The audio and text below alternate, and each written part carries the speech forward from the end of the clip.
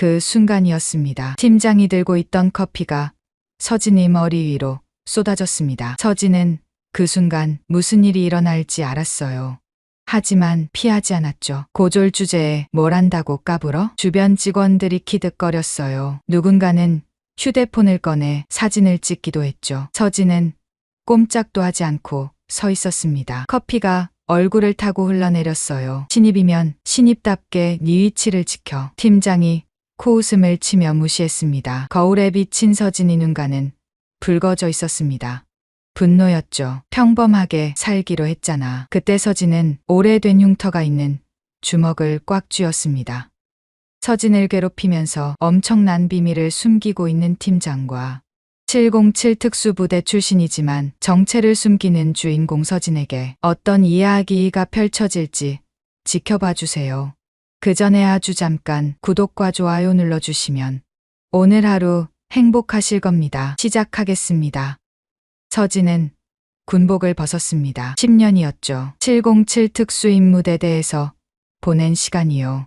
저녁 식장에서 받은 표창장이 묵직하게 느껴졌습니다. 손가락으로 종이의 질감을 더듬으며 서진은 작게 한숨을 내쉬었어요. 강 상사님, 정말 전역하시는 거예요? 후임이 아쉬운 표정으로 물었습니다. 서진은 미소를 지으며 고개를 끄덕였죠. 이제 평범하게 살아보려고. 평범하게, 그 단어가 입 안에서 맴돌았습니다. 새벽 산악 행군도 실탄 사격 훈련도 고공 강화도 없는 일상.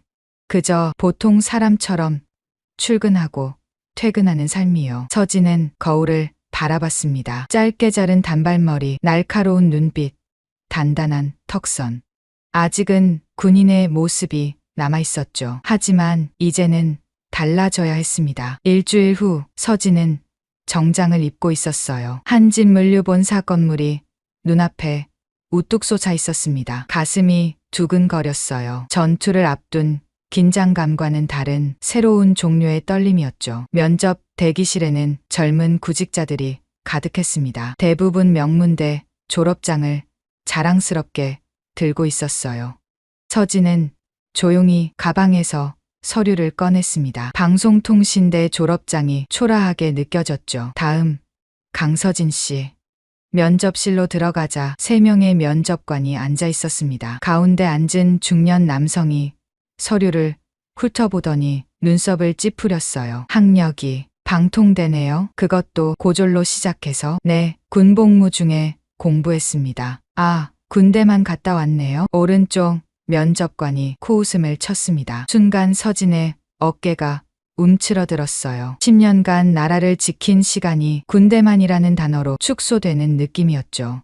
특별한 자격증이나 경력은 없습니다. 하지만 성실하게 됐습니다. 결과는 연락드리죠. 면접은 10분도 안 되어 끝났습니다. 밖으로 나오며 서진은 주먹을 꽉 쥐었어요. 손바닥에 못이 박힌 듯한 통증이 느껴졌죠. 특수부대 훈련 때 생긴 흉터가 욱신거렸습니다. 그런데 일주일 후 놀랍게도 합격 통보가 왔어요. 첫 출근 날 아침이었습니다. 폭발물 해체할 때보다 더 긴장됐습니다. 한진물류 창고는 거대했어요. 천장까지 높이 쌓인 화물들이 미로처럼 이어져 있었죠. 입구에서 한 남자가 서진을 기다리고 있었습니다. 신입이지? 나는 박준혁 팀장이야. 박준혁은 30 후반으로 보였습니다. 번들거리는 머리를 뒤로 넘기며 서진을 위아래로 훑어봤어요. 그의 시선이 서류에서 멈췄죠. 고졸이라 말끝에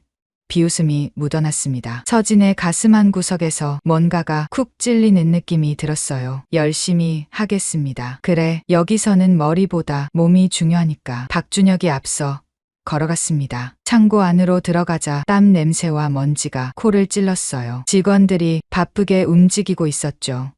얘들아, 신입이다. 박준혁의 외침에 몇몇이 고개를 돌렸습니다. 대부분은 관심 없다는 듯 일을 계속했어요. 한 명만이 다가와 손을 내밀었죠. 어서 와요. 나는 오민수예요. 같이 잘 지내봐요. 민수는 40대 초반의 남자였습니다. 손에는 굳은 살이 가득했지만 눈빛은 따뜻했어요. 서진은 그의 손을 꽉 잡았습니다. 강서진입니다. 잘 부탁드려요. 군대 갔다 왔다며? 어디 나왔어? 그냥 육군이요. 서진은 애매하게 대답했습니다. 707 특수부대라고 말할 필요는 없었죠. 평범하게 살고 싶었으니까요. 첫 업무는 단순했습니다. 무거운 박스를 나르고 바닥을 청소하고 쓰레기를 치우는 일이었죠. 박준혁은 서진에게 가장 힘든 일만 골라서 시켰어요. 야, 신입, 저기 50kg짜리 박스들 전부 3층으로 올려. 다른 직원들은 지게차를 썼지만 서진에게는 손으로 나르라고 했습니다. 서진은 묵묵히 박스를 들었어요. 특수부대 시절에는 이보다 무거운 장비를 메고 산을 올랐으니까요. 점심시간이 되자 직원들이 3355 모여 식사를 했습니다. 서진은 구석에서 혼자 김밥을 먹었어요. 민수가 다가와 옆에 앉았죠. 힘들지? 박 팀장이 원래 신입한테 심해. 괜찮아요. 참아. 여기선 그게 살아남는 법이야. 민수의 말에 서진은 쓴웃음을 지었습니다. 전쟁터에서도 살아남았는데 이곳에서도 살아남아야 한다니요. 오후가 되자 박준혁이 또 불렀습니다. 야, 커피 좀 타와. 설탕 2스푼, 프림은 많이. 서진이 커피를 타오자 박준혁은 한 모금 마시고는 얼굴을 찌푸렸어요. 이게 커피야? 다시 타와. 세 번째 커피를 타올 때쯤 서진은 자신의 손을 내려다봤습니다. 수류탄 핀을 뽑던 이 손이 지금은 커피를 타고 있었죠. 가슴 한편이 텅 비는 느낌이었어요. 퇴근 시간이 가까워질 무렵 서진은 재고 정리를 하고 있었습니다. 숫자를 맞춰보던 중 이상한 점을 발견했어요. 장부의 수량과 실제 물량이 맞지 않았죠. 이상한데 작은 차이가 아니었습니다. 상당한 양의 물품이 사라진 것처럼 보였어요. 서진은 다시 한번 꼼꼼히 확인했죠. 특수부대에서 훈련받은 관찰력이 발동했습니다. 그때 뒤에서 박준혁의 목소리가 들렸어요. 뭐 하는 거야? 아, 재고 확인하는데 숫자가 좀. 신입 주제에 뭘 안다고 참견이야? 박준혁의 얼굴이 붉어졌습니다. 눈빛이 날카로워졌죠. 서진은 본능적으로 위험을 감지했어요. 하지만 이미 늦었습니다. 그래, 가르쳐 줄게. 여기서 내 자리가 어딘지. 박준혁이 손에 들고 있던 커피잔을 들어 올렸습니다. 서진은 그 순간 무슨 일이 일어날지 알았어요. 하지만 피하지 않았죠. 뜨거운 커피가 머리 위로 쏟아졌습니다. 군대에서 머리가 굳었나? 숫자도 못 세? 주변 직원들이 키득거렸어요. 누군가는 휴대폰을 꺼내 사진을 찍기도 했죠. 서진은 꼼짝도 하지 않고 서 있었습니다. 커피가 얼굴을 타고 흘러내렸어요. 고졸 주제에 뭘 안다고. 박준혁이 코웃음을 치며 지나갔습니다. 서진은 천천히 손으로 얼굴을 닦았어요. 거울에 비친 자신의 모습이 초라했죠. 화장실로 들어가 문을 잠갔습니다. 수도꼭지를 틀고 얼굴을 씻었어요. 차가운 물이 뜨거운 분노를 식혀주었죠. 거울을 보니 눈가가 붉어져 있었습니다. 눈물은 아니었어요. 분노였죠. 주먹을 꽉 쥐니 손바닥에 오래된 흉터가 도드라졌습니다. 참아. 평범하게 살기로 했잖아. 서진은 깊게 숨을 들이쉬었습니다. 707에서 배운 호흡법으로 마음을 가라앉혔어요. 문을 열고 나가려는데 민수가 서 있었죠. 괜찮아? 민수가 수건을 건넸습니다. 서진은 고개를 끄덕였어요. 네, 괜찮아요. 박 팀장이 너무했어. 하지만 참아. 여기선 그게 살아남는 법이야. 민수의 눈에 연민이 어려 있었습니다. 그도 비슷한 일을 겪었던 것 같았어요. 퇴근길 서진은 버스 정류장에 서서 하늘을 올려다봤습니다. 노을이 지고 있었어요. 707 훈련소에서 보던 노을과 같은 색이었죠. 평범하게 살고 싶었을 뿐인데 주머니에서 휴대폰이 울렸습니다. 전 부대원이었던 김민재의 메시지였어요. 서진아, 잘 지내? 민간인 생활은 어때? 서진은 잠시 망설이다가 답장을 보냈습니다. 응, 잘 지내. 평범하게 살고 있어.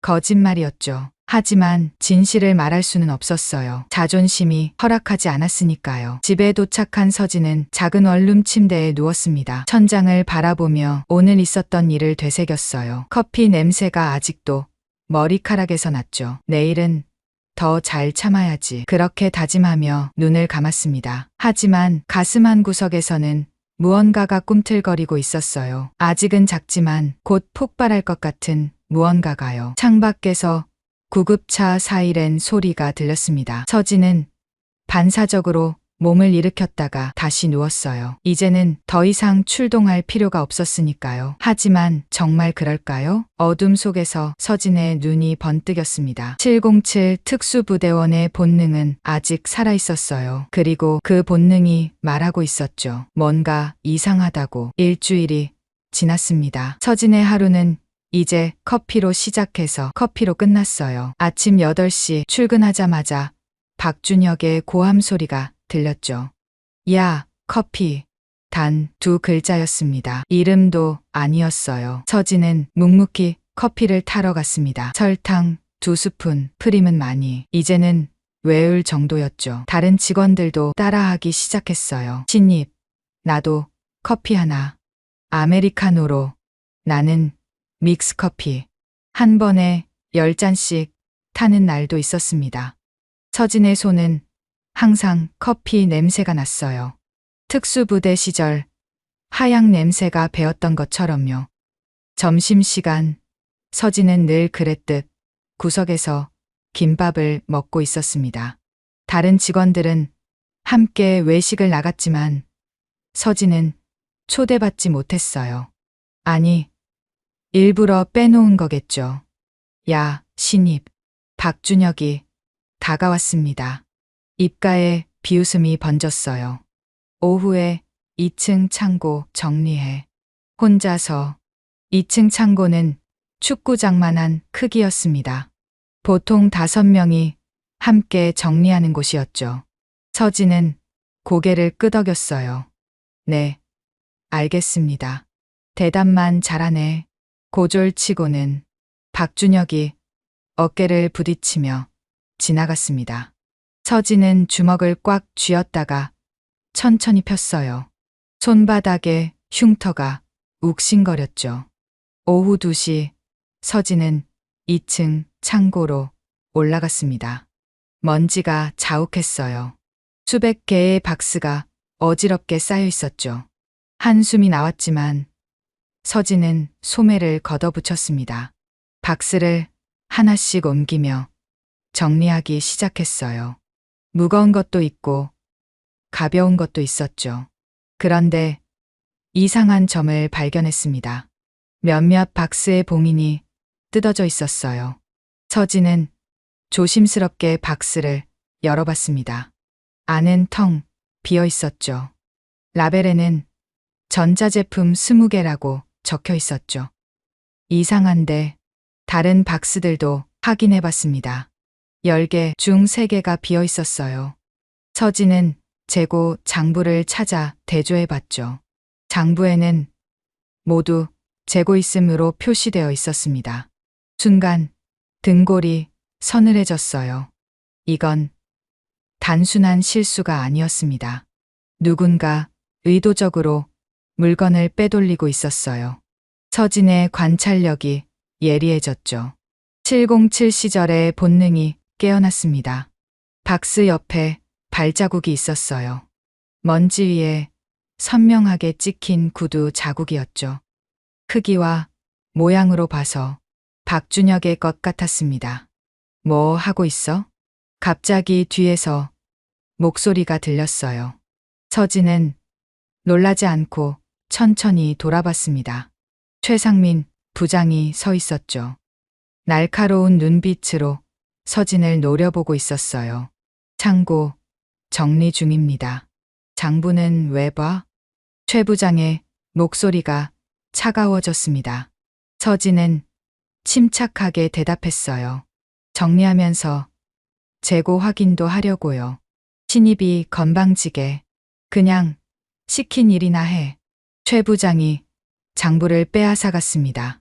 그의 손이 미세하게 떨리는 것을 서진은 놓치지 않았어요. 분명 뭔가 숨기고 있었죠. 최 부장이 가고 난 뒤 서진은 휴대폰으로 빈 박스들을 찍어뒀습니다. 증거를 남겨야 했어요. 하지만 아직은 때가 아니었죠. 더 확실한 증거가 필요했습니다. 저녁 6시 퇴근 시간이 됐지만 서진은 여전히 창고에 있었어요. 절반도 정리하지 못했죠. 그때 민수가 올라왔습니다. 아직도 하고 있어? 도와줄게. 괜찮아요. 거의 끝났어요. 거짓말이었지만 민수를 곤란하게 만들고 싶지 않았어요. 민수는 걱정스러운 눈빛으로 서진을 봤죠. 박 팀장이 너무해. 이건 명백한 괴롭힘이야. 익숙해요. 서진이 담담하게 말했습니다. 민수는 한숨을 쉬며 물병을 건넸어요. 그래도 물은 마셔. 얼굴이 새빨개졌어. 서진이 물을 마시는 사이 민수가 조용히 말했습니다. 사실 이상한 일이 많아. 재고가 안 맞는 것도 그렇고. 서진의 귀가 쫑긋해졌어요. 하지만 티를 내지 않고 물었죠. 무슨 뜻이에요? 아무것도 아니야. 그냥 조심해. 민수는 그 말을 끝으로 내려갔습니다. 서진은 그의 뒷모습을 바라봤어요. 민수도 뭔가 알고 있는 것 같았죠. 밤 9시가 되어서야 서진은 창고를 나왔습니다. 온몸이 먼지투성이었어요.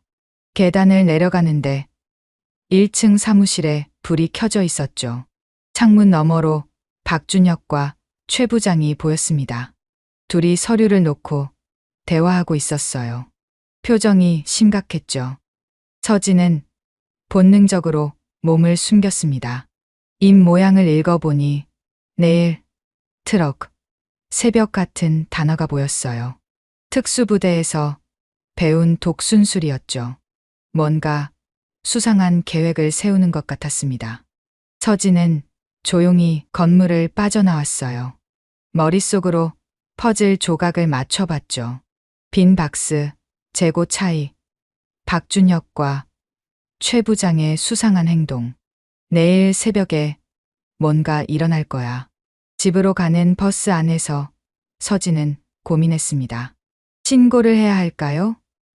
하지만 증거가 부족했어요. 더 확실한 것이 필요했죠. 다음 날 아침, 서진은 일부러 30분 일찍 출근했습니다. 창고는 조용했어요. 그런데 바닥에 타이어 자국이 선명하게 남아 있었죠. 큰 트럭이 다녀간 흔적이었습니다. 벌써 왔네? 박준혁이 뒤에서 나타났어요. 얼굴이 피곤해 보였죠. 서진은 아무것도 모르는 척했습니다. 일찍 일어나는 게 습관이라서요. 그래? 그럼 커피나 타와.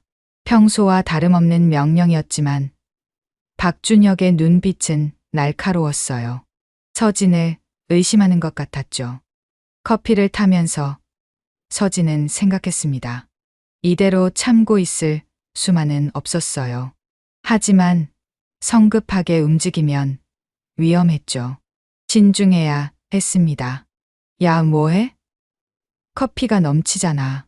박준혁의 고함에 서진은 정신을 차렸어요. 커피가 잔 밖으로 흘러내리고 있었죠. 서진은 얼른 닦으며 사과했습니다. 죄송합니다. 정신 좀 차려. 군대에서 머리가 완전히 굳었구만. 박준혁이 커피잔을 낚아채며 소리쳤어요.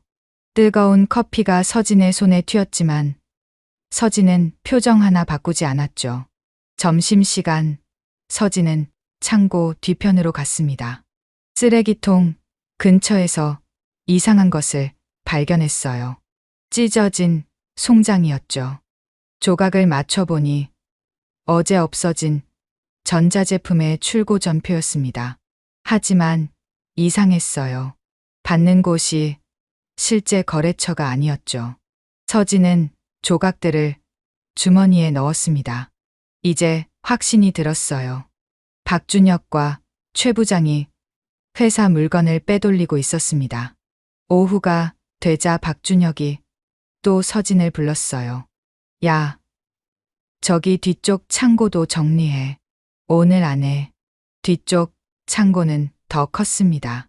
혼자서는 불가능한 일이었죠. 다른 직원들이 수군거렸어요. 저건 너무한 거 아니야? 그러게. 괴롭힘 수준인데. 하지만 아무도 나서서 돕지 않았습니다. 서진은 묵묵히 창고로 향했어요. 그때 민수가 따라왔죠. 나도 도울게. 민수 씨는 다른 일이 있잖아요. 괜찮아. 이건 정말 너무해. 둘이서 창고 정리를 시작했습니다. 민수가 조용히 말했어요. 서진아, 너무 튀지 마. 여기서 오래 버티려면 눈치가 필요해. 무슨 뜻이에요? 그냥 위험한 일에 끼어들지 말라고. 민수의 말에는 경고가 담겨 있었어요.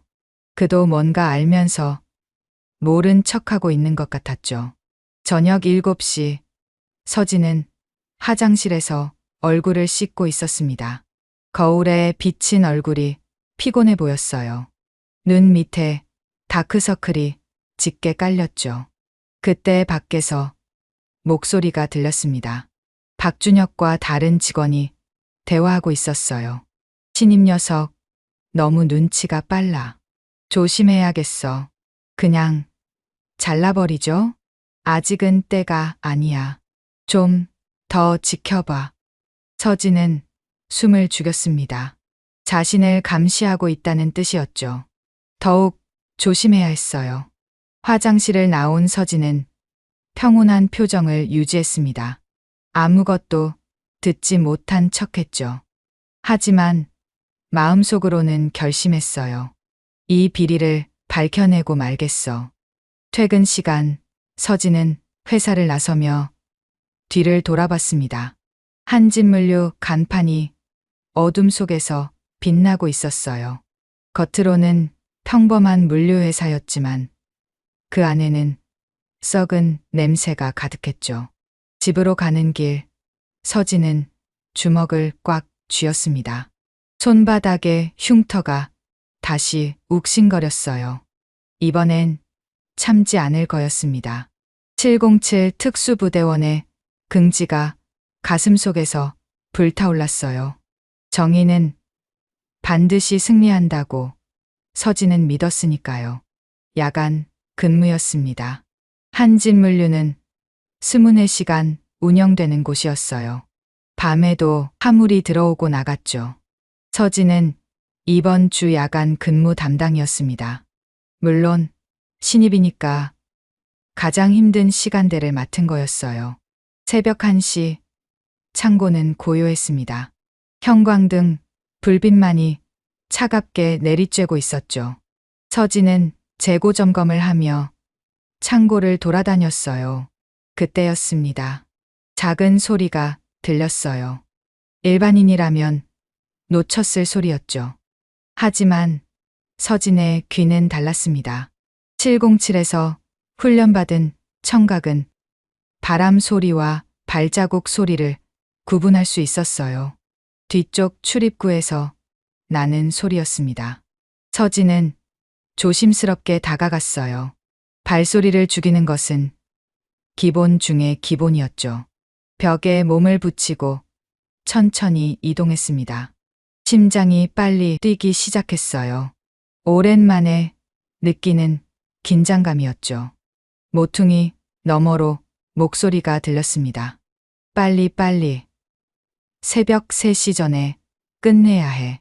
박준혁의 목소리였어요. 서진은 숨을 죽이고 살짝 고개를 내밀었습니다. 놀라운 광경이 펼쳐져 있었죠.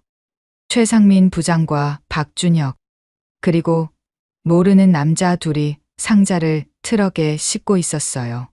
회사 로고가 찍힌 상자들이었죠. 하지만 정식 출고 절차를 밟는 것 같지는 않았습니다. 이번 달은 좀 많네? 최 부장이 담배를 피우며 말했어요. 박준혁이 씩 웃었죠. 뭐, 신입이 열심히 정리해주니까 빼돌리기 쉬워졌어.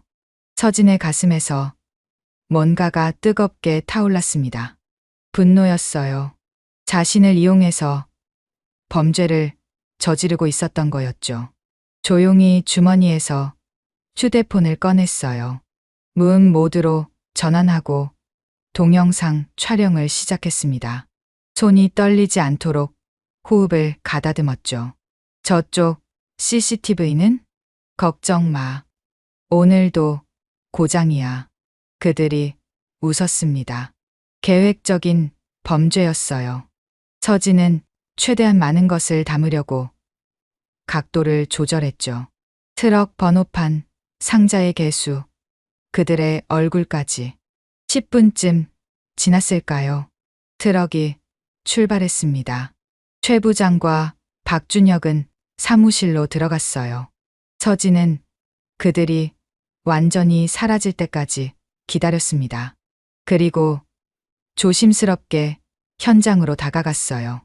바닥에 송장 조각이 떨어져 있었습니다. 서진은 그것을 주었어요. 긴급 출고라고 적혀 있었지만 도장이 없었죠. 위조 서류였습니다. 서진은 사무실 창문으로 안을 들여다봤어요. 최 부장과 박준혁이 뭔가를 태우고 있었습니다. 증거를 없애는 거였죠. 더 확실한 증거가 필요해. 서진은 다시 창고로 돌아왔습니다. 아무 일 없었다는 듯 재고 점검을 계속했어요. 하지만 머릿속은 복잡했죠. 어떻게 해야 할까요? 새벽 3시 교대 시간이 됐습니다. 서진이 퇴근 준비를 하는데 박준혁이 나타났어요. 수고했어. 별일 없었지? 평소와 다른 친절한 말투였습니다. 서진은 의심받지 않으려고 피곤한 표정을 지었어요. 네, 조용했어요. 그래? 잘했어. 박준혁이 어깨를 두드리고 갔습니다. 그 손길이 소름 끼치게 느껴졌어요. 다음 날 오후 서진은 민수를 찾아갔습니다. 창고 구석 아무도 없는 곳에서 조용히 말했어요. 민수 씨, 물어볼 게 있어요. 뭔데? 혹시 야간에 이상한 일 본 적 있어요? 민수의 표정이 굳어졌습니다. 주위를 둘러보더니 목소리를 낮췄어요. 왜 그런 걸 물어? 서진은 잠시 망설였습니다. 하지만 민수는 믿을 만한 사람이었어요. 어젯밤에 이상한 걸 봤어요. 민수가 한숨을 쉬었습니다. 담배를 꺼내 피우더니 멀리 하늘을 바라봤어요. 사실 나도 알아. 3달 전에 우연히 봤거든. 그런데 왜 신고했어? 회사에. 그런데 어떻게 됐는지 알아? 민수의 눈에 씁쓸함이 어렸어요. 조사한다더니 아무 일도 없었대. 오히려 내가 경고를 받았어. 헛소문 퍼뜨리지 말라고. 서진은 충격을 받았습니다. 회사 윗선까지 연루되어 있다는 뜻이었죠. 그래서 그냥 모른 척하고 있어. 가족도 있고 먹고 살아야 하니까. 민수의 어깨가 축 처져 있었어요. 서진은 이해할 수 있었습니다. 하지만 그냥 넘어갈 수는 없었죠. 그날 저녁 서진은 특별한 계획을 세웠어요. 운송업체 기사들과 친해지기로 한 거였죠. 담배를 사서 휴게실로 갔습니다. 아, 신입 직원이시죠? 담배 한 대 하실래요? 운송 기사 한 명이 반갑게 맞았어요. 서진은 자연스럽게 대화를 시작했죠. 밤에도 일이 많으시네요. 뭐, 먹고 살려면 어쩔 수 없죠. 근데 요즘은 이상해요. 뭐가요? 기사가 주위를 살피며 목소리를 낮췄어요. 새벽에 가끔 정식 서류 없이 물건을 실어가라고 하거든요. 돈은 더 주니까 하긴 하는데. 빙고였습니다. 서진은 관심 없는 척하며 더 많은 정보를 얻었어요. 어느 업체 트럭을 쓰는지, 얼마나 자주 있는 일인지. 며칠 동안 서진은 조용히 정보를 모았습니다. 화장실에서 우연히 들은 대화, 쓰레기통에서 발견한 서류 조각, 운송 기사들의 증언. 퍼즐이 맞춰지기 시작했어요. 매달 15일과 30일 새벽, 정기적으로 물건이 빠져나갔습니다. 주로 전자제품과 고가의 수입품이었죠. 서류상으로는 불량품 폐기로 처리됐지만 실제로는 다른 곳으로 팔려나갔어요. 서진은 수첩에 모든 것을 기록했습니다. 날짜, 시간, 물량, 관련자들. 707에서 배운 정보 수집 기술이 빛을 발했죠. 어느 날 점심시간, 서진은 또 다른 단서를 발견했어요. 박준혁의 책상에 놓인 수첩이었죠. 우연히 펼쳐진 페이지에 숫자들이 빼곡했습니다. 515-300, 530-450점. 금액인 것 같았어요. 단위는 10,000원이겠죠. 월 750만 원. 1년이면 9천만 원이었습니다. 박준혁이 받는 뒷돈이었어요. 뭐 해? 갑자기 뒤에서 박준혁의 목소리가 들렸습니다. 서진은 침착하게 돌아섰어요. 커피 가지러 왔는데 컵이 없어서요. 그래? 빨리 가져와. 박준혁의 눈빛이 날카로웠습니다. 의심하고 있는 것 같았어요. 서진은 태연하게 커피를 타러 갔죠. 그날 밤 서진은 집에서 노트북을 켰습니다. 모은 증거들을 정리하기 시작했어요. 동영상, 사진, 메모. 이 정도면 충분할까? 아직 부족했습니다. 결정적인 증거가 필요했어요. 장부나 계좌 내역 같은 것이요. 서진은 전우에게 전화를 걸었어요. 김민재, 지금은 경찰이 된 707 동기였죠. 민재야, 나 서진이야. 오, 서진이, 잘 지내? 민간인 생활은 어때? 그게 상담 좀 하고 싶은데. 목소리를 들은 민재가 진지해졌어요. 무슨 일이야? 심각한 거야? 만나서 얘기하자. 시간 될 때. 약속을 잡고 전화를 끊었습니다. 서진은 창밖을 바라봤어요. 어둠 속에서도 정의의 빛은 반드시 빛날 거라고 믿었죠. 하지만 불안함도 있었어요. 박준혁과 최 부장이 눈치챈다면, 회사 전체가 적이 된다면. 서진은 주먹을 꽉 쥐었습니다. 손바닥에 흉터가 또 욱신거렸어요. 그래도 해야 해. 이게 내가 할 일이야. 707 특수부대원으로서의 사명감이 아니었어요. 한 명의 평범한 직원으로서, 인간으로서 해야 할 일이었죠.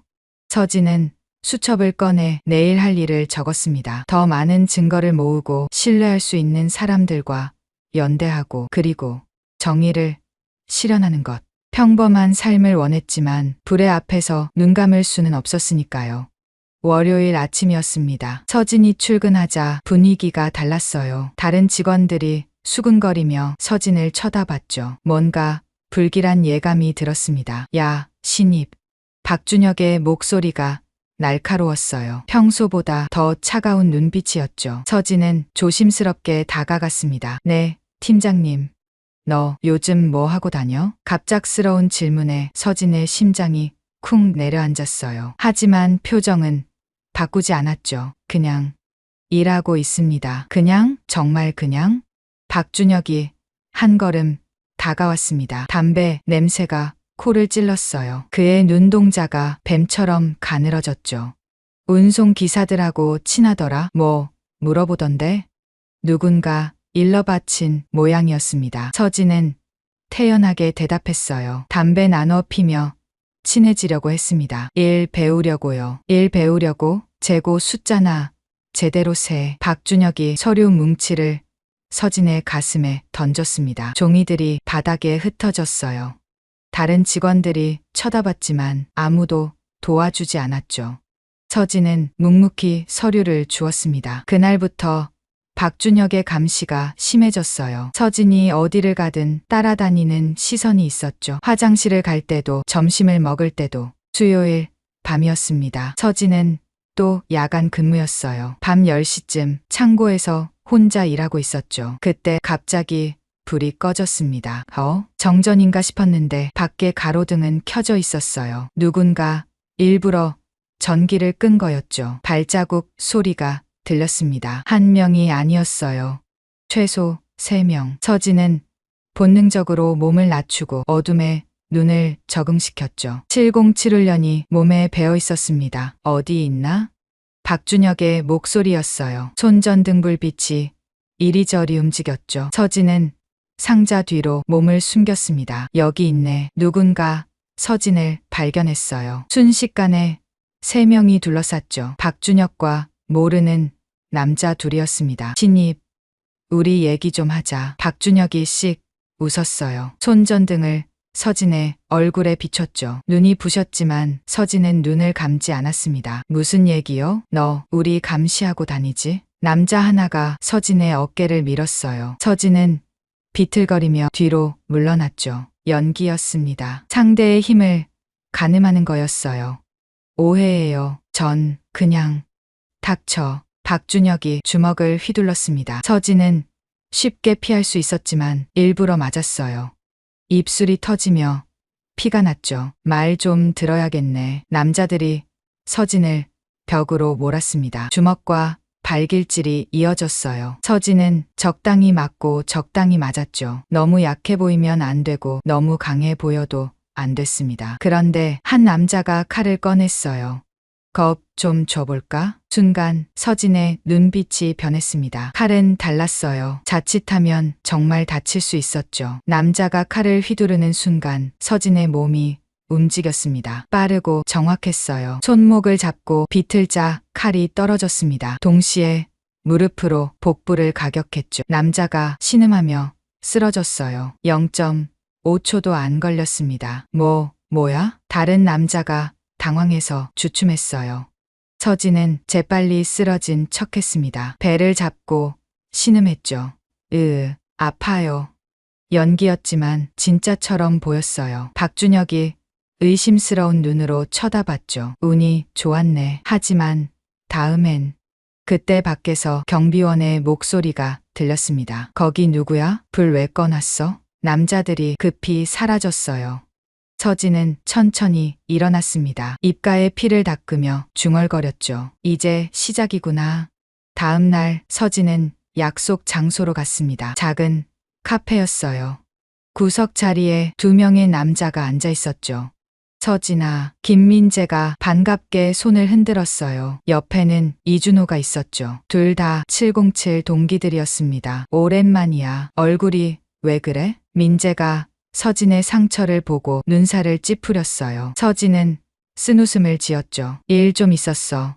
일? 무슨 일? 서진은 그동안 있었던 일을 설명했습니다. 횡령, 협박, 폭행까지. 민재와 준호의 표정이 점점 굳어졌어요. 그 자식들이. 민재가 주먹을 쥐었습니다. 경찰이 된 후로도 정의감은 여전했어요. 준호가 침착하게 물었죠. 증거는? 서진이 USB를 꺼냈어요. 동영상, 사진, 녹음 파일이 들어있었죠. 이 정도면 충분해? 준호가 파일들을 확인했습니다. 검찰 수사관답게 꼼꼼했어요. 고개를 끄덕였죠. 충분해. 근데 더 필요해. 장부나 계좌 내역 같은 거. 그건 사무실에 있을 거야. 금고 안에 들어갈 수 있어? 서진이 고개를 끄덕였어요. 707 출신에게 금고 따위는 문제가 아니었죠. 하지만 위험해. 이미 의심받고 있어. 민재가 걱정스럽게 말했어요. 서진은 미소를 지었죠. 위험한 일이 한두 번이야? 셋은 작전을 세웠습니다. 서진이 내부에서 증거를 확보하면 민재와 준호가 공식 수사를 시작하는 거였어요. 15일이 디데이야. 그날 대규모 반출이 있을 거야. 알았어. 그날 우리도 준비할게. 카페를 나오며 민재가 서진의 어깨를 잡았어요. 조심해. 넌 이제 민간인이야. 알아.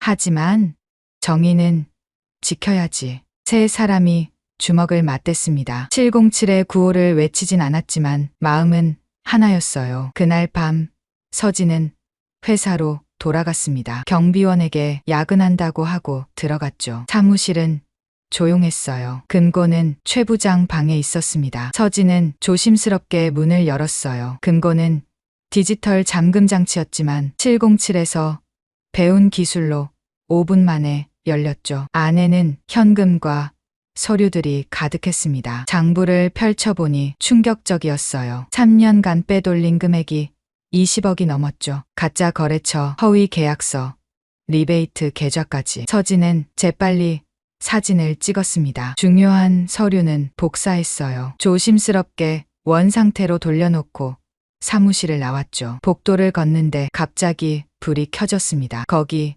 누구야? 최상민 부장이었어요. 서진의 심장이 쿵쾅거렸지만 침착하게 대답했죠. 강서진입니다. 서류 찾으러 왔어요. 이 시간에? 최 부장의 눈빛이 의심스러웠어요. 서진은 자연스럽게 웃으며 종이를 들어보였죠. 내일 아침 보고서요. 집에 놓고 와서. 그래, 수고해. 다행히 최 부장은 그냥 지나갔습니다. 서진은 안도의 한숨을 쉬었어요. 등에 식은땀이 흘렀죠. 집에 돌아온 서진은 민재에게 메시지를 보냈어요. 미션 성공. 15일 준비해. 답장이 곧 왔습니다. 알았다. 우리도 준비 완료. 서진은 창밖을 바라봤어요.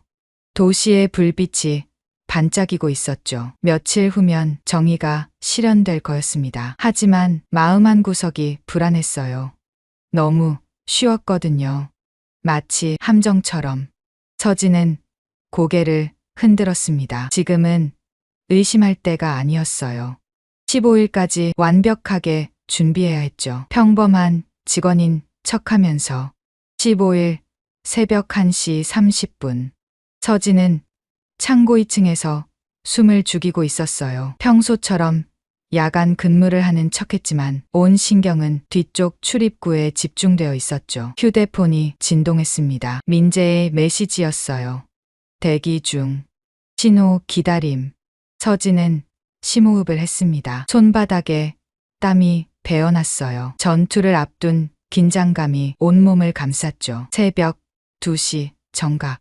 트럭 소리가 들렸습니다. 예상대로였어요. 서진은 조용히 계단을 내려갔죠. 707 시절 익힌 은밀 이동술로 그림자처럼 움직였습니다. 뒤쪽 출입구에 트럭 2대가 멈춰 섰어요. 최상민 부장과 박준혁 그리고 낯선 남자들이 나타났죠. 오늘은 양이 많네. 최 부장이 담배를 피우며 말했어요. 박준혁이 상자를 확인하며 대답했죠. 명품 가방이랑 시계들이에요. 이번 것만 해도 5억은 넘을 겁니다. 서진은 휴대폰으로 민재에게 신호를 보냈어요. 시작. 상자들이 트럭에 실리기 시작했습니다. 서진은 모든 것을 동영상으로 담았어요. 얼굴, 차량 번호, 상자 개수까지. 10분쯤 지났을까요? 갑자기 사이렌 소리가 울렸습니다. 경찰차들이 창고를 둘러쌌어요. 서치라이트가 어둠을 밝혔죠. 경찰입니다. 모두 손 들고 움직이지 마세요. 확성기에서 민재의 목소리가 들렸어요. 범인들이 당황해서 흩어지기 시작했죠.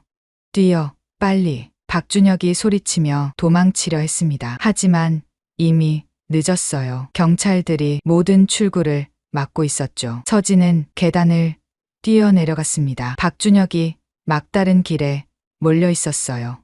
서진과 마주친 순간 그의 눈이 커졌죠. 도망치지 마세요, 팀장님. 서진의 목소리는 차분했어요. 박준혁이 이를 갈며 달려들었죠. 내가 고발한 거야, 이 배신자. 주먹이 날아왔습니다. 하지만 이번엔 달랐어요. 서진은 가볍게 피하고 박준혁의 팔을 잡았죠. 한 번 비틀자 박준혁이 바닥에 쓰러졌습니다. 으악. 서진은 박준혁을 제압한 채 말했어요. 배신이 아닙니다. 정의예요. 경찰들이 들어와 박준혁을 체포했습니다. 수갑이 채워지는 순간 박준혁이 서진을 노려봤어요. 너는 대체 누구야? 서진은 잠시 망설였습니다. 그리고 조용히 대답했어요. 강서진 전 707 특수임무대대 상사 출신입니다. 박준혁의 얼굴이 하얗게 질렸어요. 707이라는 이름의 무게를 알고 있었던 거죠. 최상민 부장도 체포됐습니다. 끌려가면서 서진을 봤어요. 분노와 두려움이 섞인 눈빛이었죠. 고작 신입이라고 속았어. 직급은 중요하지 않습니다. 중요한 건 옳고 그름이죠. 현장이 정리되자 민재가 다가왔어요.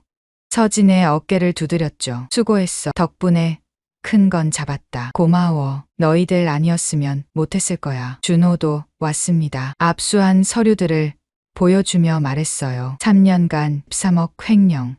이거 실형 확정이야. 서진은 안도의 한숨을 쉬었어요. 드디어 끝났습니다. 아침이 밝았어요. 회사는 발칵 뒤집혔습니다. 경찰이 와서 압수수색을 하고 기자들까지 몰려왔죠. 직원들은 충격에 빠져 있었어요. 설마 신입이 707 출신이라고? 우리가 그런 사람을 괴롭혔다니. 서진을 무시하고 비웃던 직원들이 이제는 두려운 눈으로 쳐다봤어요. 어떤 이는 슬쩍 다가와 사과했죠. 그때는 미안했어. 몰랐어. 서진은 담담하게 고개를 끄덕였습니다. 복수할 생각은 없었어요. 그저 정의를 실현했을 뿐이었죠. 점심 무렵 회사 대표가 서진을 불렀어요. 커다란 사무실에서 대표는 깊이 고개를 숙였습니다. 정말 감사합니다. 덕분에 회사가 썩는 걸 막았어요. 제가 할 일을 했을 뿐입니다. 아닙니다. 특별한 일이죠. 그런데 왜 707 출신이신 분이 여기? 대표가 조심스럽게 물었어요. 서진은 창밖을 바라보며 대답했죠. 그저 평범하게 살고 싶었습니다. 평범하게요? 예. 하지만 불의는 참을 수 없었어요. 대표가 잠시 생각하더니 제안했습니다. 우리 회사 보안팀장을 맡아주시겠어요? 대우는 최고로 하겠습니다. 좋은 제안이었어요. 하지만 서진은 고개를 저었습니다. 감사하지만 전 창고에서 일하고 싶습니다. 네, 왜요? 거기가 제 자리예요. 평범한 직원으로 일하고 싶습니다. 대표는 이해할 수 없다는 표정이었지만 서진의 뜻을 존중했어요. 민수가 서진을 찾아왔습니다. 눈시울이 붉어져 있었어요. 고마워. 나는 겁쟁이였는데 너는. 민수 씨도 가족이 있잖아요. 이해해요. 그래도 정말 대단해. 민수가 서진의 손을 꽉 잡았어요. 이제 진정한 동료가 된 것 같았죠. 한 달이 지났습니다. 서진은 여전히 창고에서 일했어요. 하지만 많은 것이 달라졌죠. 더 이상 커피 심부름을 시키는 사람은 없었습니다. 무시하는 사람도 없었어요. 오히려 모두가 서진을 존중했죠. 서진 씨, 이거 좀 봐주실래요? 같이 점심 먹어요. 오늘 회식 가시죠? 평범한 직장 생활이었습니다. 서진이 원했던 바로 그 삶이었어요. 어느 날 저녁 서진은 창고 옥상에 올라갔어요. 노을이 도시를 붉게 물들이고 있었죠. 휴대폰이 울렸습니다. 민재였어요. 재판 결과 나왔어. 최 부장 7년, 박준혁 5년.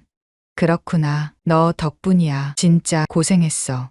전화를 끊고 서진은 하늘을 올려다봤습니다. 구름 사이로 비행기가 날아가고 있었어요. 707 시절이 떠올랐죠. 헬기에서 뛰어내리던 날들, 목숨을 건 작전들, 전우들과 함께한 시간들. 그때도 정의를 위해 싸웠습니다. 그리고 지금도 특별함이 아닌 평범함 속에서도 서진이 중얼거렸어요. 정의는 지킬 수 있다. 바람이 불어왔습니다. 서진의 머리카락을 스치고 지나갔죠. 이제 더 이상 군인의 짧은 머리가 아니었어요. 평범한 회사원의 머리였죠.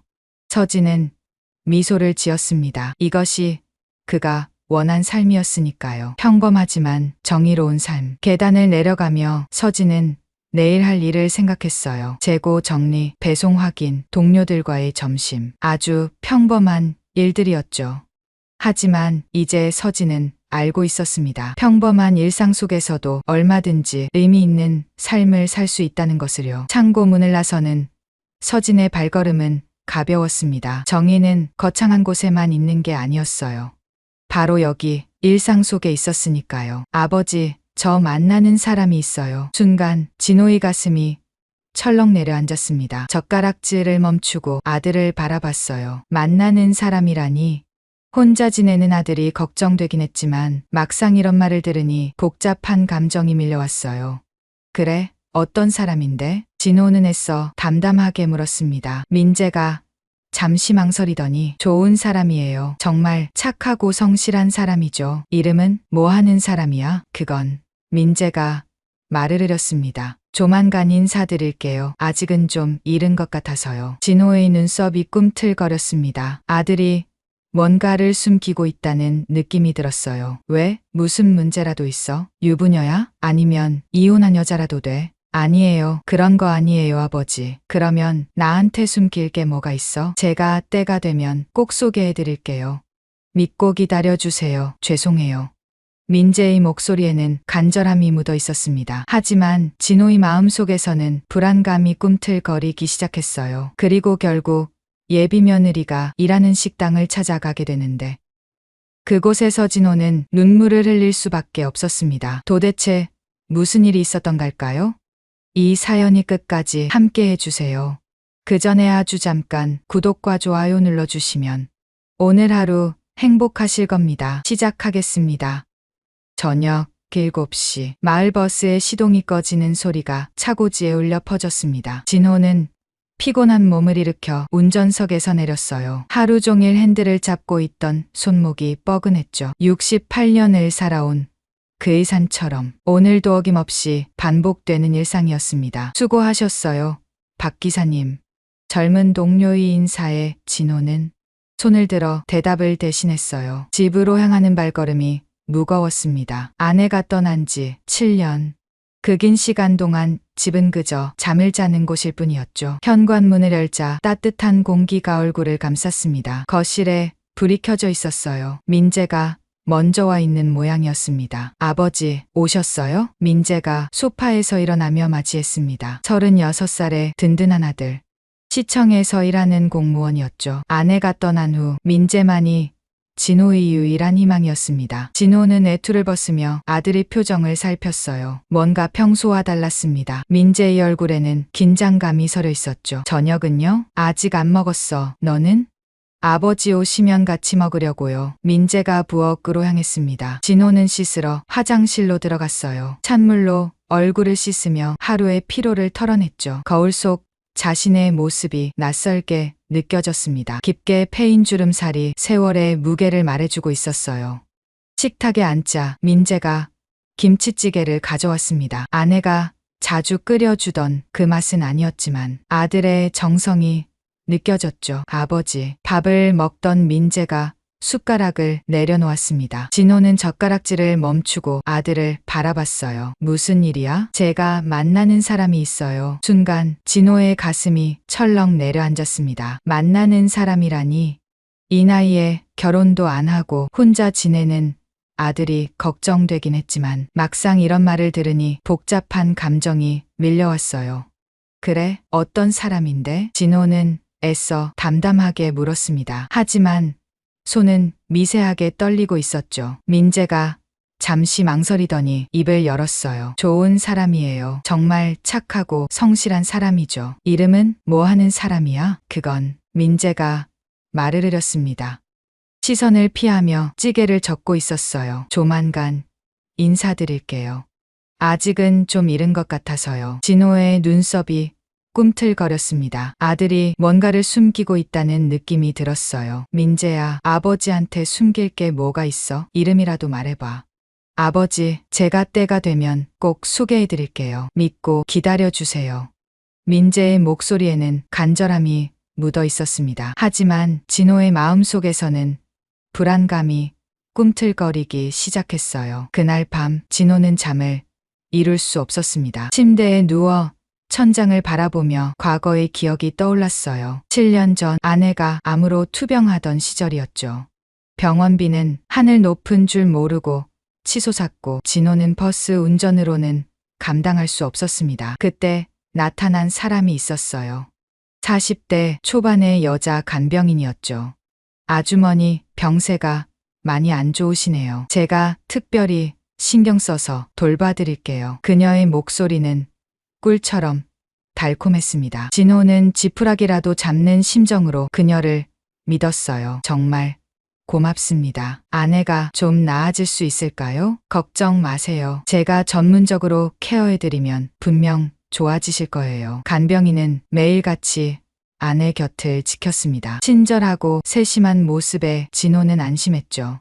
하지만 그것은 모두 거짓이었습니다. 어느 날 간병인이 조심스럽게 말을 꺼냈어요. 사장님, 요즘 새로운 치료법이 나왔다는데 아세요? 비용이 좀 들긴 하지만 효과가 정말 좋대요. 진호는 귀가 솔깃했습니다. 아내를 살릴 수만 있다면 무엇이든 할 수 있었죠. 얼마나 드나요? 3천만 원 정도. 하지만 아주머니 상태로 봐서는 꼭 필요할 것 같아요. 진호는 고민 끝에 대출을 받아 돈을 마련했습니다. 간병인에게 선불로 지급했죠. 그리고 다음 날 그녀는 사라졌습니다. 전화도 받지 않았어요. 병원에 찾아가 보니 아무도 그런 간병인을 모른다고 했죠.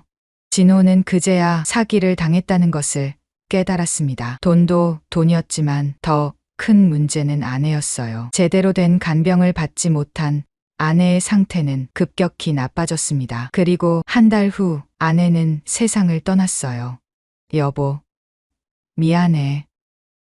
마지막 순간까지 진호는 아내 곁을 지켰습니다. 하지만 후회와 자책감은 가시지 않았죠. 침대에서 몸을 뒤척이던 진호가 중얼거렸습니다. 요즘 세상에 믿을 사람이 어디 있나. 아들이 만난다는 여자, 과연 어떤 사람일까요? 혹시 민재가 시청 공무원이라는 것을 알고 접근한 건 아닐까요? 진호의 머릿속은 온갖 상상으로 가득 찼습니다. 잠은 오지 않고 불안감만 커져갔어요. 다음 날 아침, 진호는 평소보다 일찍 일어났습니다. 밤새 뒤척인 탓에 눈이 퉁퉁 부어 있었죠. 부엌에서 물을 마시는데 민재가 나왔어요. 아버지, 벌써 일어나셨어요? 그래, 잠이 안 와서. 민재가 걱정스러운 눈빛으로 아버지를 바라봤습니다. 혹시 제가 어제 한 말 때문에? 아니다. 그냥 나이 들어서 그런 거야. 진호는 손사래를 쳤지만 민재는 이미 눈치를 챈 듯했어요. 아버지 정말 좋은 사람이에요. 제가 보장할게요. 그래, 알았다. 진호는 더 이상 묻지 않았습니다.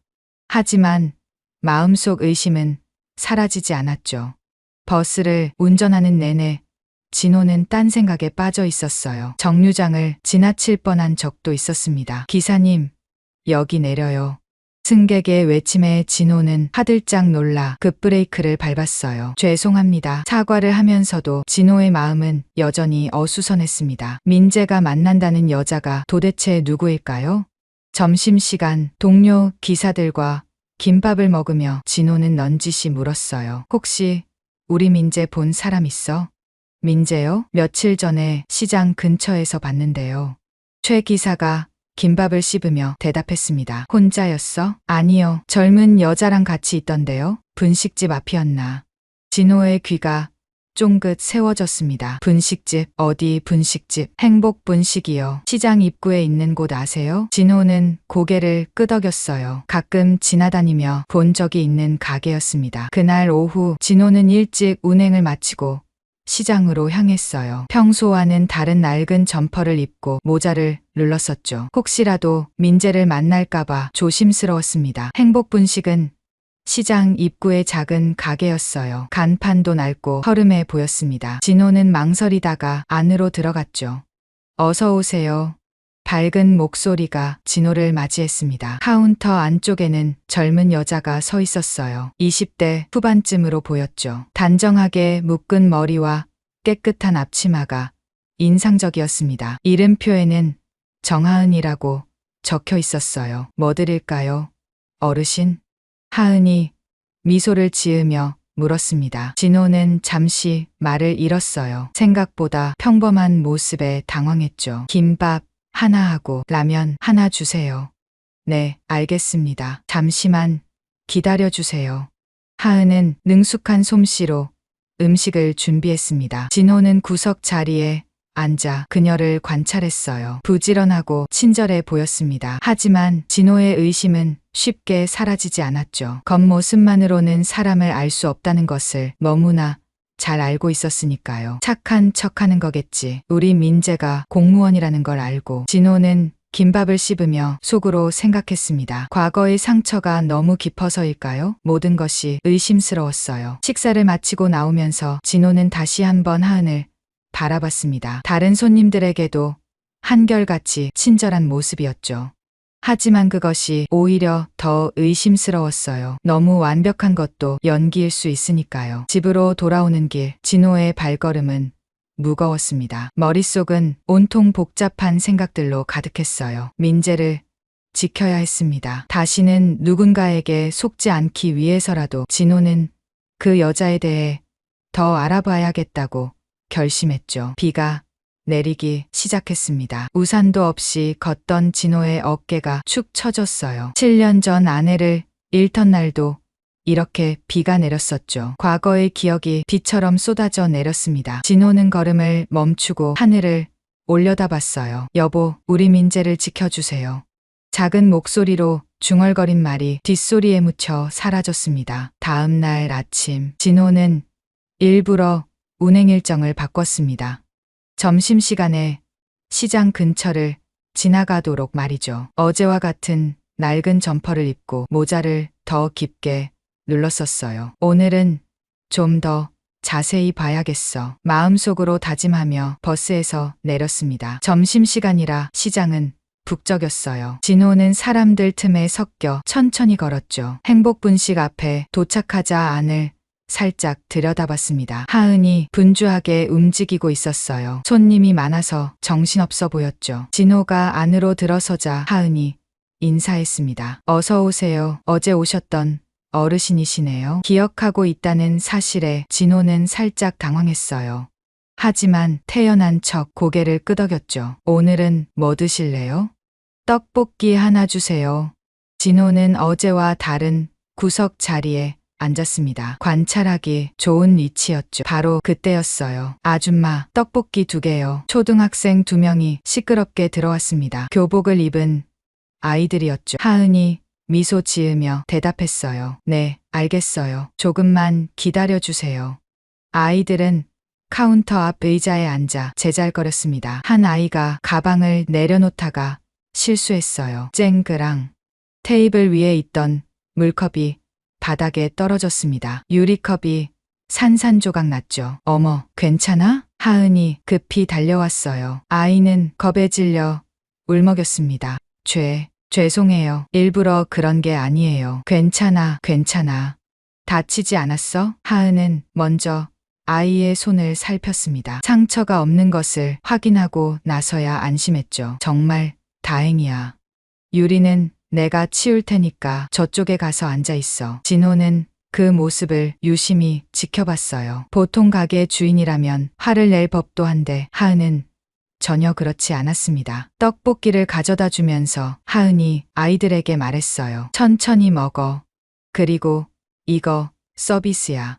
튀김 2개를 더 얹어줬습니다. 아이들의 얼굴이 환해졌죠. 와, 감사합니다. 진호는 떡볶이를 씹으며 생각에 잠겼어요. 연기인가? 아니면 진짜 착한 건가? 마음 한구석에서는 의심이, 다른 한구석에서는 미안함이 싹트기 시작했습니다. 식사를 마치고 나가려는데 하은이 불렀어요. 어르신, 잠깐만요. 진호가 돌아보자 하은이 사탕 몇 개를 내밀었습니다. 이거 드세요. 박하사탕이에요. 떡볶이 드시고 나면 입이 얼얼하잖아요. 아, 고맙네. 진호는 사탕을 받아 주머니에 넣었습니다. 하은의 손에 굳은 살이 잔뜩 박여 있는 게 보였어요. 고생을 많이 한 손이었죠. 셋째 날, 진호는 새벽 일찍 일어났습니다. 첫 운행은 6시부터였지만 5시에 집을 나섰어요. 시장을 지나가며 행복분식을 봤습니다. 놀랍게도 가게 안에 불이 켜져 있었어요. 이 시간에 진호는 호기심에 가게 앞으로 다가갔습니다. 유리문 너머로 안이 보였어요. 하은이 혼자 김밥을 만들고 있었습니다. 테이블 위에는 재료들이 가득했죠. 당근, 시금치, 단무지, 계란. 정성스럽게 하나하나 손질하고 있었어요. 그때 가게 안쪽에서 나이 든 여자가 나왔습니다. 팔에 깁스를 한 채였죠. 분식집 사장인 것 같았어요. 하은아, 미안해. 내가 이 모양이라. 괜찮아요. 사장님. 제가 할 수 있어요. 그래도 새벽부터 나와서. 어차피 일찍 일어나는 편이에요. 걱정 마세요. 하은의 목소리는 피곤해 보였지만 밝았습니다. 진호는 뒤로 물러나 버스 정류장에서 지켜봤어요. 6시가 되자 하은이 김밥 여러 줄을 봉지에 담아 나왔습니다. 자전거 뒤에 실더니 어디론가 향했죠. 진호는 궁금해서 따라갔어요. 멀지 않은 곳에서 하은이 멈췄습니다. 낡은 단독주택 앞이었죠. 할머니, 저 왔어요. 하은이 대문을 두드렸습니다. 잠시 후 할머니가 나왔어요. 아이고, 하은이구나. 이 이른 아침에 김밥 만들어 왔어요. 따뜻할 때 드세요. 이걸 어떻게 매번 돈이라도 줘야 하는데. 할머니가 미안해하자 하은이 손사래를 쳤어요. 제가 먹고 싶어서 만든 거예요. 할머니도 같이 드셔주는 거죠. 하은은 몇 집을 더 돌았습니다. 모두 혼자 사는 노인들이었어요. 진호는 숨어서 그 모습을 지켜봤죠. 마지막 집에서 나온 하은의 얼굴에는 피로가 가득했습니다. 하지만 표정은 뿌듯해 보였어요. 진호의 마음이 흔들렸습니다. 이것도 다 쇼일까? 하지만 새벽부터 나와서 이런 일을 하는 게 단순한 연기일까요? 진호는 혼란스러웠어요. 버스 운전을 하면서도 계속 그 생각뿐이었습니다. 최 기사가 옆에서 말을 걸었죠. 박 기사님, 오늘 왜 그래요? 멍한 것 같은데. 아니야, 괜찮아. 그러고 보니 며칠 전에 민재 씨 봤다고 했잖아요. 그 여자분이랑 정말 잘 어울리던데요. 진호의 귀가 쫑긋 세워졌어요. 뭐가 잘 어울려? 그냥 보기 좋더라고요. 민재 씨가 그렇게 환하게 웃는 거 처음 봤어요. 최 기사의 말에 진호는 더욱 복잡해졌습니다. 아들이 행복해하는 건 좋지만 그 상대가 믿을 만한 사람인지는 여전히 의문이었죠. 점심시간, 진호는 또다시 행복 분식을 찾았어요. 이제는 단골 손님이 된 것 같았습니다. 어르신 또 오셨네요. 오늘은 뭐 드실래요? 하은이 반갑게 맞이했습니다. 눈 밑에 다크서클이 진했어요. 새벽부터 일한 흔적이 역력했죠. 오늘은 비빔밥 되나? 그럼요. 제가 특별히 맛있게 해드릴게요. 하은이 주방으로 들어갔습니다. 진호는 자리에 앉아 가게를 둘러봤어요. 벽에는 사진들이 붙어 있었습니다. 하은이, 할머니, 할아버지들과 찍은 사진이었죠. 모두 환하게 웃고 있었어요. 저 할머니들이 아침에 김밥 받던 분들인가. 진호가 사진을 보고 있는데 옆 테이블에서 대화가 들려왔습니다. 여기 직원 정말 착해. 우리 엄마가 여기서 일하시는데 맨날 새벽에 나와서 도와준대. 진짜?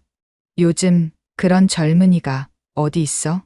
그러니까 월급도 얼마 안 되는데 동네 어르신들 도시락도 만들어준다니까. 진호의 가슴이 뜨끔했어요. 자신이 의심했던 것이 부끄러워지기 시작했죠. 비빔밥을 가져온 하은이 말했습니다. 맛있게 드세요. 나물은 제가 직접 무쳤어요. 고맙네. 근데 피곤해 보이는구나. 진호가 무심한 듯 물었어요. 하은이 쑥스럽게 웃었습니다. 아, 티가 나요? 요즘 좀 바빠서요. 젊을 때 너무 무리하면 안 돼. 괜찮아요. 할 일이 많다는 건 감사한 일이죠. 하은의 대답에 진호는 아무 말도 할 수 없었어요. 비빔밥을 먹으며 진호는 계속 하은을 관찰했습니다. 손님 한 명에게 정성을 다하는 모습이 인상적이었죠. 가게를 나서며 진호는 깊은 한숨을 내쉬었어요. 내가 너무 의심이 많았나. 하지만 여전히 마음 한구석에는 불안이 남아 있었습니다. 과거의 상처가 너무 깊었던 탓일까요? 집으로 돌아가는 길, 진호는 하늘을 올려다봤어요. 구름 한 점 없는 맑은 하늘이었죠. 여보, 내가 뭘 어떻게 해야 할까요? 죽은 아내에게 묻는 진호의 목소리는 쓸쓸했습니다. 그날 밤, 민재가 집에 왔을 때 진호는 아무 말도 하지 않았어요. 하지만 마음속으로는 폭풍이 몰아치고 있었죠. 언제까지 의심만 하고 있을 수는 없었습니다. 조만간 결단을 내려야 했어요. 하은이라는 여자, 과연 믿어도 될까요? 진호는 또다시 뜬 눈으로 밤을 지새웠습니다. 넷째 날 아침, 진호는 평소보다 일찍 시장으로 향했습니다. 하지만 이번엔 행복 분식이 아니었어요. 근처 채소 가게로 들어갔죠.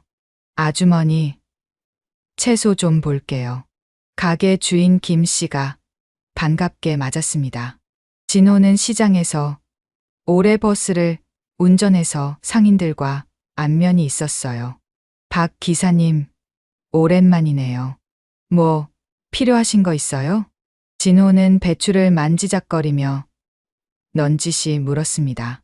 저기 행복분식 있잖아요. 거기 일하는 젊은 여자 아세요? 하은이요? 왜요? 김 씨의 눈이 반짝였어요. 동네 아주머니들의 특기는 수다였죠. 그냥 우리 아들이 그 처자를 좀 아는 것 같아서. 아이고, 민재가요? 그래요. 둘이 잘 어울려요. 김 씨가 신이 나서 말을 이었습니다. 하은이 참 착해요. 불쌍하기도 하고. 진호의 귀가 쫑긋 세워졌어요. 불쌍하다니요? 몰랐어요? 하은이 아버지가 IMF 때 사업 망하고 집 나갔잖아요. 그때 하은이가 겨우 10살이었는데 진호의 눈빛이 날카로워졌습니다.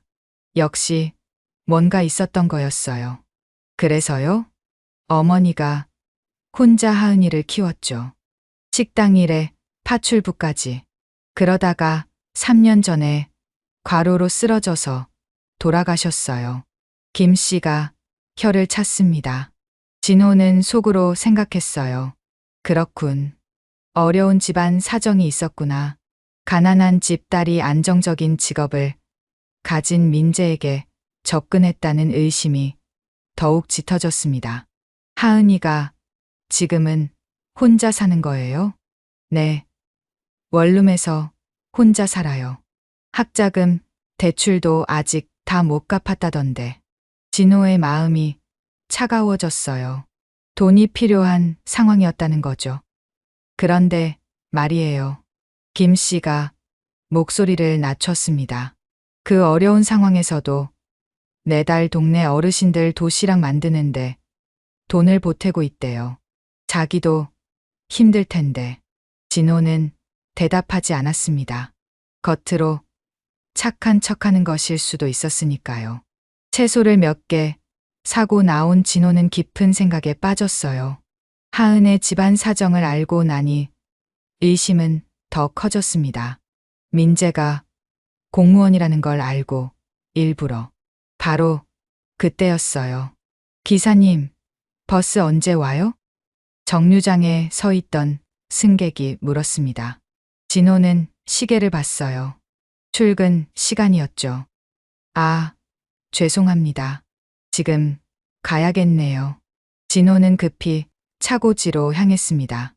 오늘도 하루가 시작되는 거였어요. 오전 10시경. 진호가 운전하는 마을버스는 시장을 지나고 있었습니다. 승객이 꽤 많았어요. 그 중에는 장을 보고 돌아가는 노인들도 있었죠. 정류장에서 사람들이 타고 내렸습니다. 진호는 백미러로 승객들을 확인했어요. 그때 낯익은 얼굴이 보였습니다. 하은이었어요. 무거운 장바구니를 들고 버스에 올랐습니다. 진호를 알아보지 못한 채 뒤쪽 자리에 앉았죠. 진호는 운전하면서도 계속 백미러로 하은을 봤어요. 피곤해 보였습니다. 눈을 감고 있었죠. 다음 정류장에서 70대 할아버지가 탔습니다. 지팡이를 짚고 있었어요. 하은이 벌떡 일어나 자리를 양보했죠. 할아버지, 여기 앉으세요. 아니야, 괜찮아. 금방 내릴 거야. 그래도 앉으세요. 제가 곧 내려요. 하은이 할아버지를 자리에 앉혔습니다. 무거운 장바구니를 들고 서 있는 게 힘들어 보였지만 얼굴에는 미소가 있었어요. 진호는 그 모습을 보며 복잡한 감정을 느꼈습니다. 일부러 저러는 건가? 아니면 갑자기 버스가 덜컹거렸어요. 앉아있던 할아버지가 이상한 소리를 냈습니다. 할아버지의 얼굴이 새파래졌어요. 손으로 가슴을 움켜쥐었죠. 할아버지, 하은이 먼저 반응했습니다. 할아버지가 의자에서 미끄러져 내렸어요. 기사님, 병원으로 가주세요. 누군가 소리쳤습니다. 진호도 당황했어요. 급히 버스를 길가에 세웠죠. 하은이 할아버지 곁으로 달려갔습니다. 침착하게 상태를 확인했어요. 할아버지, 제 목소리 들려요? 반응이 없었습니다. 하은이 재빨리 할아버지를 바닥에 눕혔어요. 누가 119에 신고 좀 해주세요. 하은이 외치며 할아버지의 셔츠 단추를 풀었습니다. 그리고 가슴 압박을 시작했어요. 하나, 둘, 셋. 정확한 속도로 압박했습니다. 진호는 놀란 눈으로 지켜봤어요. 전문가처럼 능숙했죠. 인공호흡 할 줄 아는 분 계세요? 아무도 대답하지 않자 하은이 직접 인공호흡을 했습니다. 다시 가슴 압박을 이어갔어요. 진호도 버스에서 내려 도우려 했지만 하은이 말렸습니다. 제가 할게요. 기사님은 구급차 올 때까지 길을 확보해 주세요. 5분쯤 지났을까요? 할아버지가 헛기침을 했습니다. 숨을 쉬기 시작한 거예요. 할아버지, 정신 차리세요. 하은의 눈에서 눈물이 흘렀습니다. 안도의 눈물이었죠. 곧 구급차가 도착했어요. 구급대원들이 할아버지를 옮겼습니다. 응급처치를 잘하셨네요. 덕분에 살았어요. 구급대원의 말에 하은이 고개를 숙였어요. 다행이에요. 정말 다행이에요. 하은의 목소리가 떨렸습니다. 그때 중얼거리는 말이 진호의 귀에 들렸어요. 저희 어머니가 돌아가시기 전에 제가 응급처치를 제대로 배웠더라면. 하은이 손등으로 눈물을 닦았습니다. 진호의 가슴이 먹먹해졌어요. 구급차가 떠나고 버스 운행이 재개됐습니다. 하은은 다음 정류장에서 내렸어요. 내리기 전에 진호에게 다가왔습니다. 기사님, 빨리 차 세워주셔서 감사해요. 그때 하은이 뭔가를 꺼냈어요. 그리고 이거 며칠 전에 분식집에 두고 가신 거예요. 진호의 안경이었습니다. 깨끗하게 닦여 있었어요. 언제 찾으러 오실까 했는데 이렇게 만나네요. 하은이 미소 지으며 안경을 건넸습니다. 진호는 할 말을 잃었어요. 그럼 조심히 운전하세요. 하은이 버스에서 내렸습니다.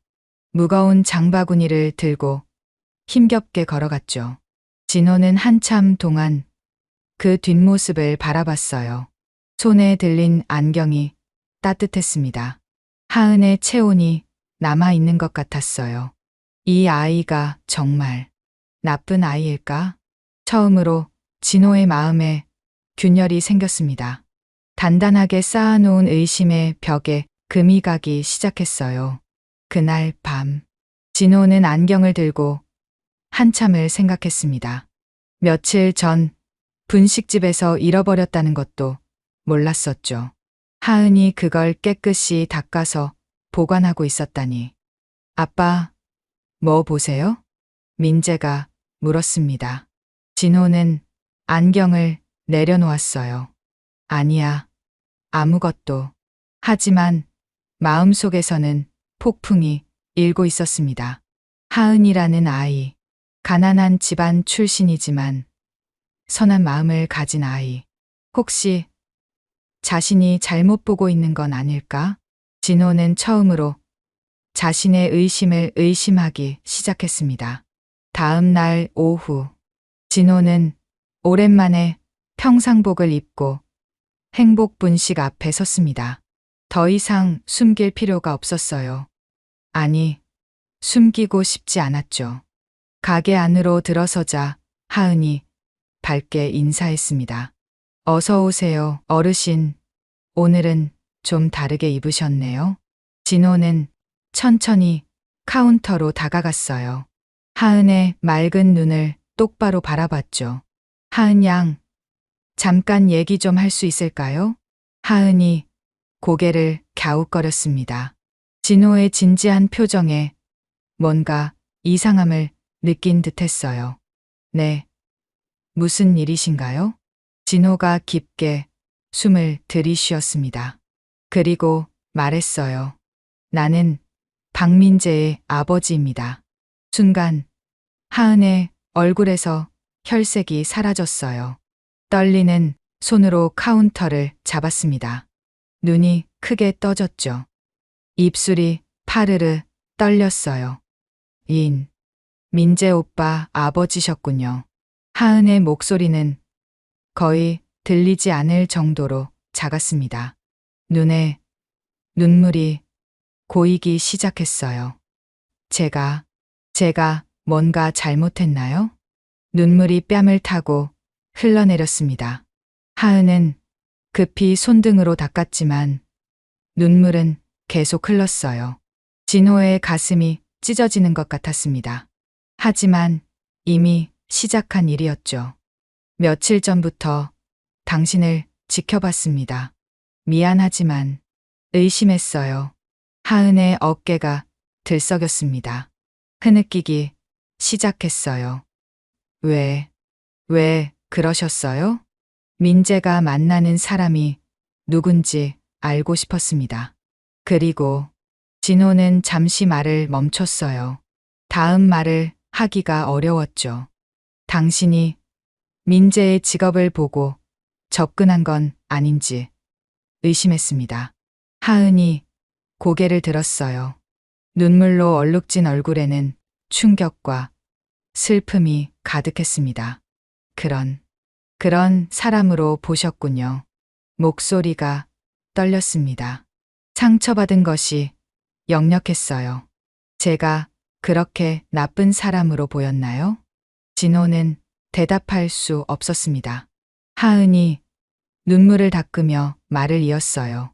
저희 어머니가 돌아가셨을 때 시청에 사망 신고를 하러 갔어요. 하은의 목소리는 아팠습니다. 과거를 떠올리는 것만으로도 힘들어 보였죠. 서류가 너무 복잡했어요.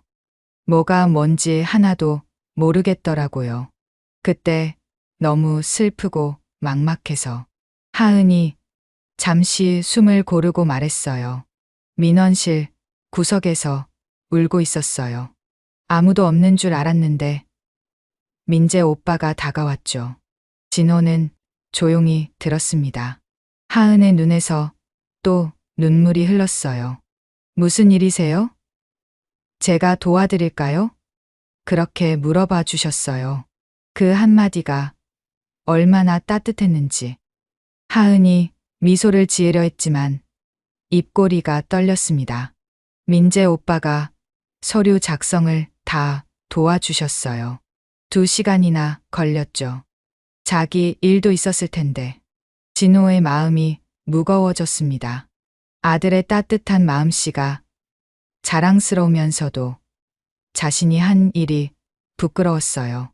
그 후로 가끔 만나게 됐어요.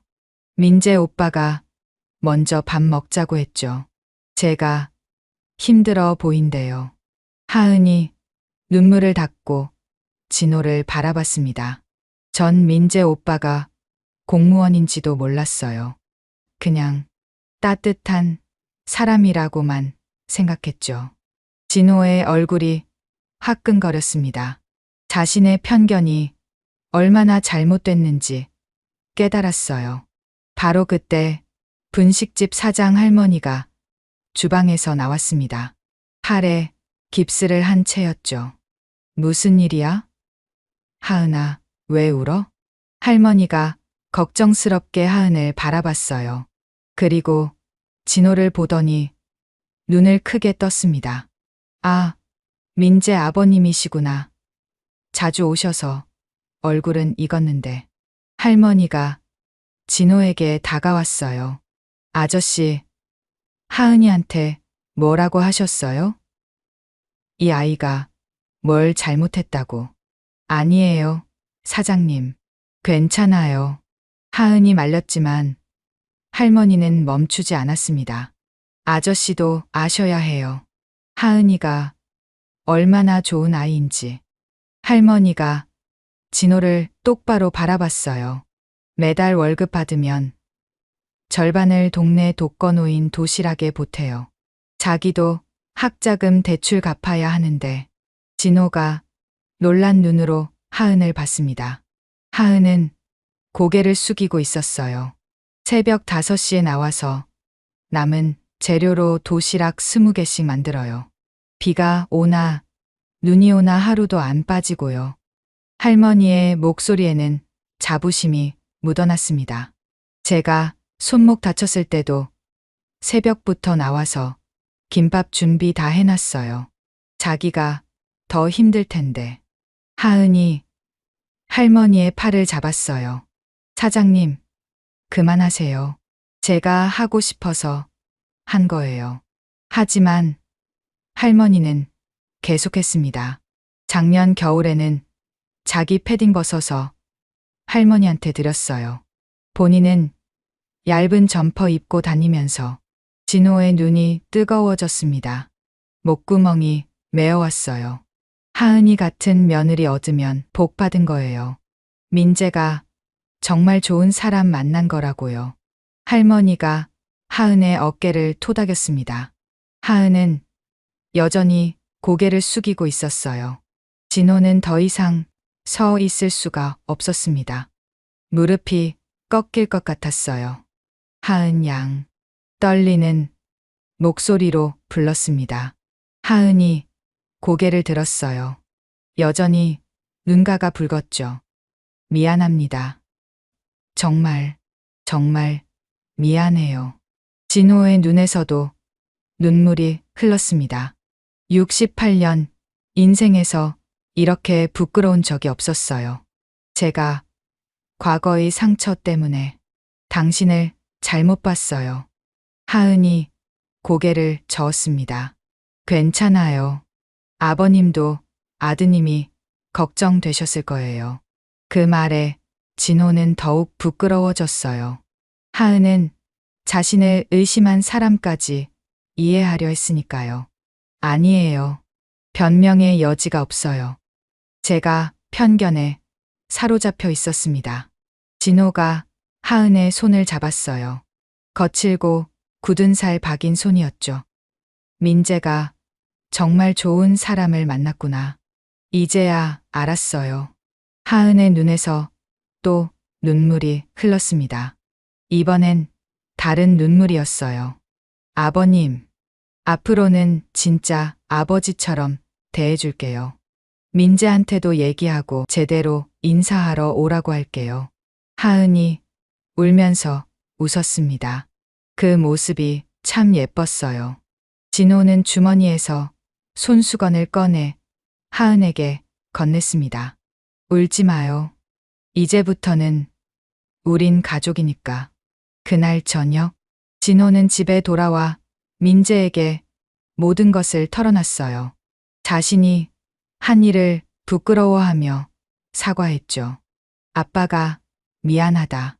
하은 씨를 의심했어. 민재는 놀랐지만 아버지를 원망하지 않았어요. 아버지도 저를 걱정해서 그러신 거잖아요.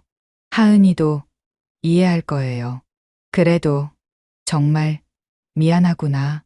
진호가 민재의 어깨를 잡았습니다. 좋은 사람 만났더라. 꼭 행복하게 해줘라. 민재가 환하게 웃었어요. 네, 아버지. 꼭 그럴게요. 그날 밤 진호는 오랜만에 편안하게 잠들었습니다. 마음속 무거운 짐을 내려놓은 것 같았어요. 하은이라는 착한 며느리를 얻게 될 거라는 생각에 가슴이 따뜻해졌죠. 창밖으로 보이는 별들이 유난히 밝았습니다. 토요일 저녁 5시 진호는 부엌에서 분주하게 움직이고 있었습니다. 갈비찜을 만들고 있었어요. 아내가 살아있을 때 자주 해주던 요리였죠. 아빠, 제가 도와드릴까요? 민재가 부엌으로 들어왔습니다. 평소와 달리 정장을 입고 있었어요. 아니야, 거의 다 됐어. 너는 거실 좀 정리해라. 진호의 목소리에는 긴장감이 묻어났습니다. 오늘은 특별한 날이었으니까요. 하은을 정식으로 집에 초대한 첫날이었죠. 초인종이 울렸습니다. 민재가 급히 현관으로 뛰어갔어요. 문을 열자 하은이 서 있었습니다. 하늘색 원피스를 입은 모습이 청순했어요. 어서 와요. 하은 씨, 안녕하세요. 하은의 손에는 큰 봉지가 들려 있었습니다. 조심스럽게 신발을 벗고 들어왔어요. 진호가 앞치마를 두른 채 나왔습니다. 어서 와요. 기다리고 있었어요. 아버님, 안녕하세요. 하은이 공손하게 인사했습니다. 얼굴이 살짝 상기되어 있었어요. 긴장한 것 같았죠. 이거 제가 만든 김치예요. 맛이 있을지 모르겠지만. 하은이 봉지를 내밀었습니다. 진호가 받아들고 안을 봤어요. 정성스럽게 담긴 김치가 가득했죠. 직접 담갔어요? 네, 어제 담갔어요. 아버님 입맛에 맞으면 좋겠는데. 진호의 얼굴에 미소가 번졌습니다. 고마워요. 마침 김치가 떨어져 가고 있었는데 식탁에 둘러앉았습니다. 진호가 정성껏 준비한 음식들이 가득했어요. 갈비찜, 잡채, 전, 나물. 명절 같은 상차림이었죠. 와, 아버님이 이렇게 요리를 잘하세요? 하은이 놀란 눈으로 음식들을 바라봤습니다. 진호가 쑥스럽게 웃었어요. 오래 혼자 살다 보니 이것저것 하게 됐어요. 첫 입을 뜬 하은의 눈이 커졌습니다. 정말 맛있어요. 식당에서 파는 것보다 훨씬 맛있어요. 과찬이에요. 맛있게 먹어요. 분위기가 조금씩 부드러워졌습니다. 민재가 중간에서 대화를 이어가며 어색함을 풀어줬어요. 식사가 끝나갈 무렵 진호가 입을 열었습니다. 하은 씨, 결혼 준비는 어떻게 되어가요? 아, 네. 조금씩 하고 있어요. 하은이 수줍게 대답했습니다. 진호가 따뜻한 눈빛으로 바라봤어요. 도와줄 거 있으면 말해요. 이제 우리 가족이니까. 하은의 눈가가 촉촉해졌습니다. 가족이라는 단어가 가슴을 울렸어요. 아버님. 그리고 이거. 진호가 봉투를 하나 꺼냈습니다. 하은에게 건넸어요. 결혼 준비하는데 보태요. 하은이 깜짝 놀라 손사래를 쳤습니다. 아니에요, 아버님. 이런 건 받을 수 없어요. 받아요. 시아버지가 주는 거예요. 진호의 목소리는 단호했습니다. 하지만 눈빛은 따뜻했어요. 내가 우리 집 며느리가 되어줘서 정말 고마워요. 하은의 눈에서 눈물이 흘렀습니다. 감동의 눈물이었죠. 제가 더 감사해요. 이렇게 받아주셔서. 민재가 하은의 손을 잡았습니다. 세 사람은 한동안 말없이 앉아 있었어요. 따뜻한 침묵이었죠. 아, 맞다. 하은이 갑자기 생각난 듯 말했습니다. 아버님, 제가 결혼하고 나서도 독거노인 도시락 봉사는 계속하고 싶은데 괜찮을까요? 진호가 고개를 끄덕였어요. 당연하지. 좋은 일이잖아. 그리고 잠시 생각하더니 덧붙였습니다. 나도 같이 하면 어떨까? 시간 맞으면 도와주고 싶은데. 하은의 얼굴이 환해졌어요. 정말요? 아버님이 함께 해주시면 정말 든든할 것 같아요. 그래. 우리 가족이 함께 하는 거야. 그날 밤은 웃음소리로 가득했습니다. 서먹함은 사라지고 진짜 가족 같은 분위기가 흘렀어요. 6개월 후 결혼식 날. 진호는 예복을 입고 거울 앞에 섰습니다. 주름진 얼굴에도 행복이 가득했어요. 대기실 문이 열리고 하은이 들어왔습니다. 하얀 웨딩드레스가 눈부셨어요. 아버님. 아이고, 정말 예쁘네. 진호의 눈가가 붉어졌습니다. 아내가 살아있었다면 얼마나 좋아했을까요? 하은아, 잠깐만. 진호가 하은을 불러 세웠습니다. 두 손을 꼭 잡았어요. 내가 과거의 상처 때문에 내 진심을 못 봤구나. 정말 미안해. 아버님, 또 그 얘기. 들어봐. 오늘부터는 내가 진짜 아버지가 되어줄게.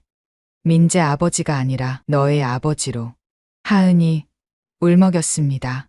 진호가 손수건을 꺼내 눈물을 닦아줬어요.